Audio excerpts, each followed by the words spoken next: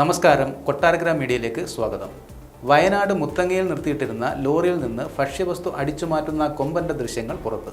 രാത്രിയാത്രാ നിരോധനത്തെ തുടർന്ന് രാത്രി 9 മണിക്ക് ശേഷം മുത്തങ്ങയിൽ ഇത്തരത്തിൽ വാഹനങ്ങൾ നിർത്തിയിടുന്നത് പതിവാണ്. അത്തരം ഒരു ലോറിയിൽ നിന്നാണ് കാട്ടുകൊമ്പൻ ഭക്ഷ്യവസ്തു എടുത്തുകൊണ്ട് പോകുന്നത്. ഈ മേഖലയിൽ പതിവായി കാണാറുള്ള കൊമ്പനാണിതെന്ന് വനംവകുപ്പ് സ്ഥിരീകരിക്കുന്നത്. ആളുകൾ കാട്ടാനയെ കണ്ട് ബഹളം വെച്ചിട്ടും ഒരു കൂസലും കൂടാതെയാണ് കാട്ടുകൊമ്പന്റെ മോഷണം. അടിച്ചുമാറ്റിയ ഭക്ഷണവസ്തു റോഡിൽ വെച്ച് തന്നെ രുചിച്ചു നോക്കിയ ശേഷമാണ് കൊമ്പൻ നടന്നു നീങ്ങുന്നത്. വയനാട് വന്യജീവി സങ്കേതവുമായി അതിർത്തി പങ്കിടുന്ന കർണാടക, തമിഴ്നാട് വനമേഖലകളിൽ പച്ചപ്പില്ലാതാവുകയും ജലാശയങ്ങൾ വറ്റിവരളുകയും ചെയ്ത സാഹചര്യമാണ് നിലവിലുള്ളത്. തമിഴ്നാട് മുതുമല കടുവ സങ്കേതം, കർണാടകയിലെ ബന്ദിപ്പൂർ, നാഗർഹോള കടുവ സങ്കേതങ്ങളിൽ നിന്ന് ആനയും കാട്ടുപോത്തുക്കളും അടക്കമുള്ളവ വയനാട് വന്യജീവി സങ്കേതത്തിലേക്ക് വേനൽക്കാലത്ത് എത്തുന്നത് സാധാരണമാണ്.